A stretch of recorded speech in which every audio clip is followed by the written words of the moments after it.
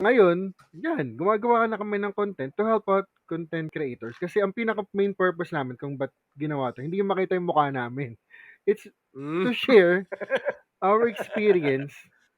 Kasi naging problema namin to 2 years ago. 2 years ago kasi, Yan.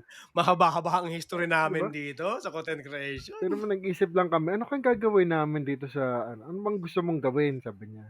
Ano ba ikaw, anong gagawin mo? Ganun ang usapan namin. Ikaw anong gagawin? Ikaw, ikaw, ikaw, anong Oo. gagawin mo? Parang pinipiga namin sa isa't isa yung Mm-mm. ideas. Puwede rin kasi na hindi ko alam, Mm-mm. pero nanggaling sa kanya yung idea para Mm-mm. sa show ko. Mm-mm. And vice versa. In a way, Nasabi ko sa kanya, yun. "Eh, ba't ganun lang? Ba't yun lang yung gano'n gawin mo?" 'Di ba? Minsan kasi kaya mong sabihin sa ibang Mm. tao, pero hindi mo ginagawa. Mm.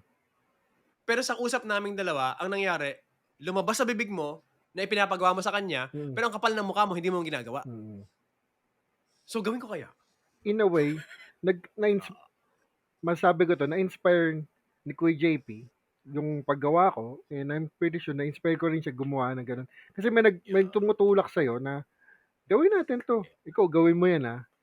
And after that, ang tagal namin, hindi nag-usap nung Wag nag-usap muna kami mag-usap nun. after 1 year, parang gano'n. Totoo talaga. Mm. Hindi kami nagbibiro. Mm. Mm.